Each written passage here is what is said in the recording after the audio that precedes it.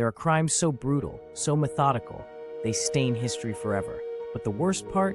The world barely remembers them. This is one of those stories. Welcome to Curell Case Files. Today, we uncover a hidden horror buried beneath war, power, and silence. The twisted legacy of Unit 731, a secret Japanese military program during World War II that didn't just test weapons. It created an orphan factory and used children as tools. In the far reaches of Japanese-occupied Manchuria, just outside Harbin, stood a compound known only to select military officials. It had a name, Pingfang, but few dared speak it.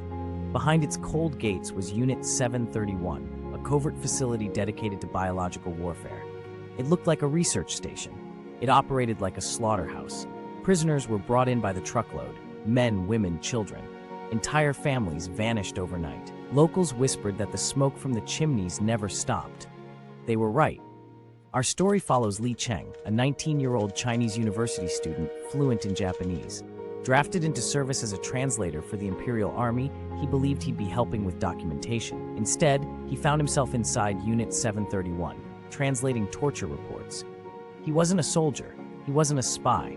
He was just a boy surrounded by monsters. His job was to record experiments on children, babies infected with anthrax, toddlers frozen alive for frostbite studies. Each entry was clinical, cold, subject expired after 8 minutes of submersion. But Li wrote them all, and each night he wept alone. Unit 731 didn't just test weapons on adults. They targeted children, believing their smaller bodies would reveal how diseases behave differently. Children were forcibly separated from families and infected with plague, cholera, and syphilis. No anesthesia, no treatment. Some were operated on while conscious. One girl, only 7 years old, was dissected to observe organ behavior during live infection. Others were left in chambers with varying gas levels to measure how long they could survive. These weren't rogue scientists. These were doctors with medical degrees. Some trained in Germany. Some would later work in the US. Li Cheng couldn't take it anymore. He had watched 42 children die. He had written every word. And when he stumbled upon a photograph of a Japanese officer holding a dying boy smiling, something snapped. He stole the photo, risked death, and fled. He made it out with only a scrap of evidence, but it would prove invaluable. Decades later, that photo would become one of the first pieces of documented proof linking Japan's Imperial Army to war crimes in Manchuria. But Li never spoke again. He lived out his days in rural China, silent, broken, ashamed. After Japan's surrender in 1945, the Allies made a deal with the devil. In exchange for Unit 731's biological warfare data, the US granted immunity to every scientist involved. Not one was prosecuted. In fact, many went on to work in Japan's post-war medical industry. One became the president of a major pharmaceutical company. Another was recruited by the CIA. And the man in charge, General Shiroishi, was never brought to justice. He lived comfortably until his death in 1959. The US government knew everything. Declassified documents show that American officials believed the data from Unit 731 was too valuable to lose, so they buried the crimes.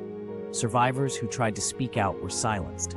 China's attempts to bring the case to the international courts were blocked. It was genocide hidden beneath bureaucracy.